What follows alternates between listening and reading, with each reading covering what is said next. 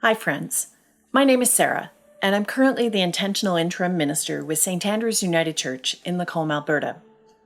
If you're watching this video, it means that you received the link via the email letter that I sent out to the St. Andrew's Community of Faith. Or you might have found it via our website, or our Facebook page, or even this channel itself. No matter what brought you here, welcome. My husband John has graciously shared his YouTube channel, The Accessible Faith Project, with us as a place during this time of pandemic to share my weekly reflections. There are other videos on this channel which are an opportunity to learn more about the Bible, faith questions, and the like. And if you'd like to receive notifications of when new videos are posted, you can do so by clicking on the little bell icon that says subscribe and signing up. It's completely free. The book of Genesis introduces us as readers and hearers to the Old Testament, as well as to the Bible itself.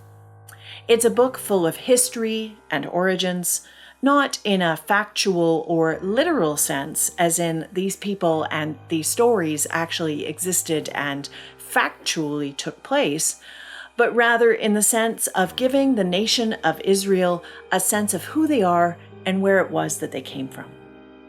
Genesis tells the stories of their ancient leaders in Abraham, Isaac, and Jacob, of how they came to live in various places, and especially of how they experienced God's presence and God's promises at work in their lives. And over the last number of weeks, we've been following the story of Jacob, who would be renamed Israel. And in this morning's reading from Genesis chapter 37, we're introduced to Joseph, the oldest son of Jacob's beloved wife Rachel. When we first meet Joseph, he's a 17-year-old young man, the favored son of his father. And to show his love for Joseph, Jacob gives him a special robe, sometimes called a coat of many colors. Most likely this was a coat with long sleeves or one with a lot of ornamentation.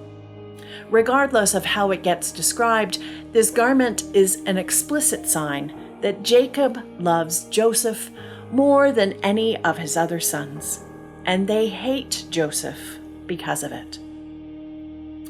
Joseph is also something of a tattletale, complaining to his father about his brother's work in the fields. And as if his coat and his bad report of them weren't enough reason for the rivalry amongst Jacob's sons, Joseph is a dreamer, and a dreamer who has the nerve to recount his dreams to his brothers. The first one being about their sheaves of wheat bowing down to his sheaf of wheat. And then the second dream of being of the sun and the moon and 11 stars, the same number of brothers that he has, bowing down to him. The brothers, of course, interpret Joseph's dreams as further evidence of his youthful arrogance. And after the second dream, even Jacob rebukes his son. Eventually, his dreaming and his reporting this to his brothers and his father leads to what happens in the second part of our reading for this morning. For Jacob sends Joseph out into the fields where his brothers are, and when they see him coming, they decide to end his ambitions then and there. "Here comes the dreamer," they say to each other. "Come, let's kill him. Let's throw him into the pit, and let's tell Dad that he was killed by a wild animal." The brothers want to kill the dream. They want to stop it from becoming a reality. And by the end of the story, the dream is over in the minds of the brothers, and in Jacob's mind, I think, too. The dreamer is dead, at least from the brothers' point of view, and especially from their father's. All seems lost. Joseph's dreams and his subsequent betrayal by his brothers has modern-day echoes in the Disney movie Coco, which tells the story of an aspiring young guitar player named McGill. His family, however, are not supportive of his dreams, and so McGill sets out to find answers from his great-grandfather in Tierra de Muertes, the place where all dead people get to live if they are remembered well. Like Joseph's story, Coco is a tale about love, hate, death, and betrayal, and most of all, of family. Now, I don't know about you, but I can't help but see a lot of our own family stories, both on an individual level and as a family of faith, in Joseph's story. I've had times when family members saw one child getting preferential treatment over another. I've witnessed dysfunction and disagreements and refusals to acknowledge the other, all because of feelings of hurt and betrayal. I've encountered attempts to have dreams end because another felt threatened.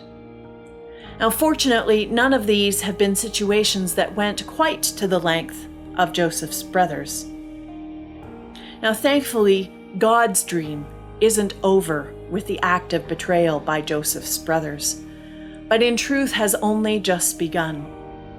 As Old Testament professor Walter Brueggemann insightfully observes, though hidden in the form of a dream, silent and not at all visible, the listener and hearer of this story will understand that the dream is the unsettling work of God, upon which everything depends. Without the dream, there would be no Joseph and no narrative. From the perspective of the brothers, without the dream, there would be no trouble and no conflict. And for the father, without the dream, there would be no grief or loss. The dream sets its own course, and in the end, the dream prevails over the tensions of the family. For me, that's the good news found in this part of Joseph's story. While hope may seem lost, the dream of God, the dream of a people, the dream of faithfulness through the ages, the dream of love, the dream of God prevails over the plans of human beings. Now, it might not always be in the form that God intended at the first, and there may well be long and trying times before it comes about. And it might never come about in ways that we ever expect. But I believe that the dream of God, that God's desire for the world and God's people is still being achieved, for that is the dream of love. God is still at work in the lives of God's people, even when all seems lost. Thanks be to God. Amen.